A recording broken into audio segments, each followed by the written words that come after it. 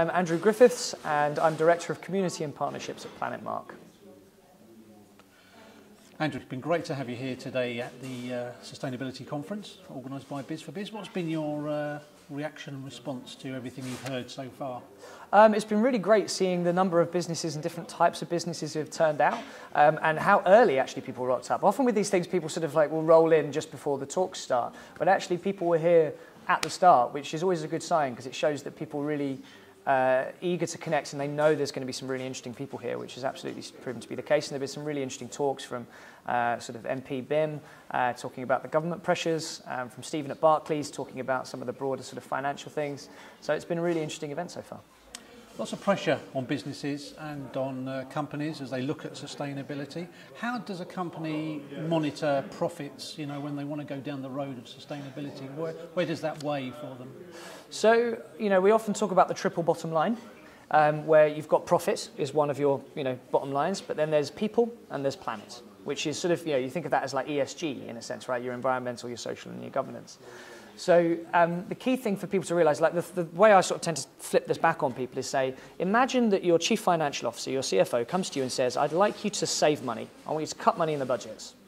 I don't want you to measure anything. I don't want you to set any targets. I just want you to come up with a list of things that you think we could do that would save us money. And then we'll give that list to our investors and they'll be really, really happy with us. How do you think their investors are going to react? Well, no. Like, we don't know whether or not we succeeded. We don't know if the investment was worthwhile. Like, did we invest in the right things? And ultimately, we just don't know what happened. It's chaos, right? So the key thing to remember when you look at things like a carbon footprint is you can't manage what you don't measure, and you can't progress towards something you haven't set a target for.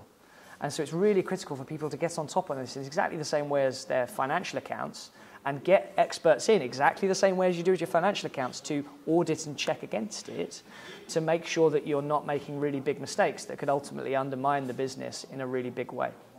With that in mind, what is the status of measurement, of data collection, etc. at the moment? Do we have a way to go, and what do companies do when they want to do just that and actually measure?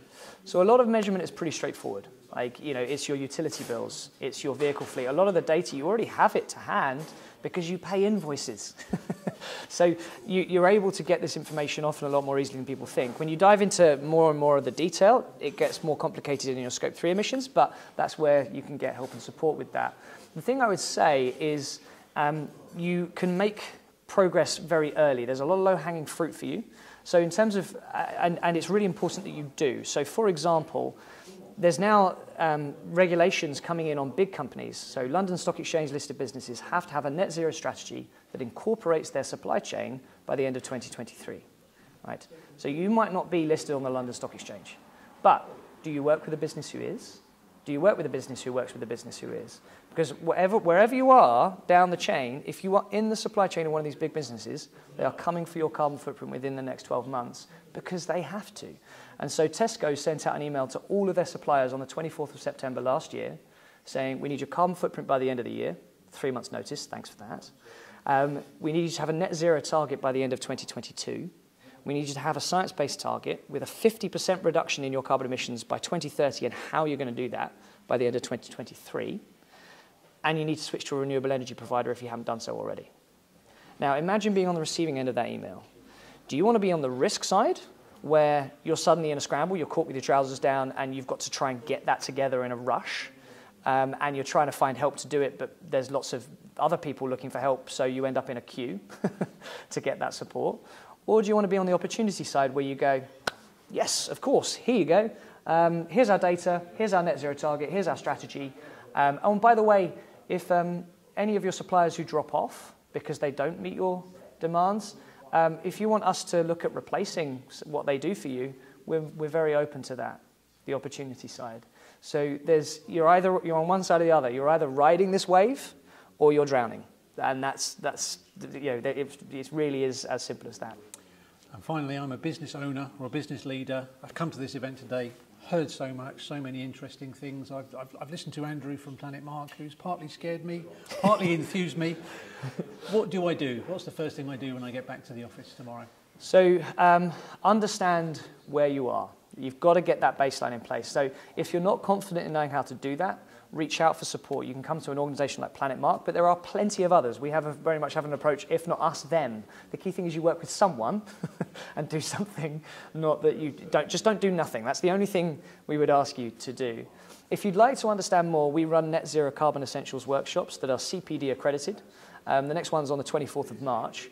And in that workshop, you will learn absolutely everything that you need to fundamentally understand at the baseline as to why net zero is the goal and not carbon neutral.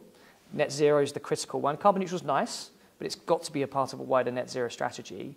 And it equips you with all the tools you need to understand how to measure, how to set your target in a robust way that's ambitious but achievable, and how to communicate what you're doing in an authentic and credible way that doesn't open you up to accusations of greenwash. So those workshops are a really good way for people to get that baseline understanding that they need to move to the next level. Andrew, thank you very much for your answers. Thanks for your time. Thank you. Thank you.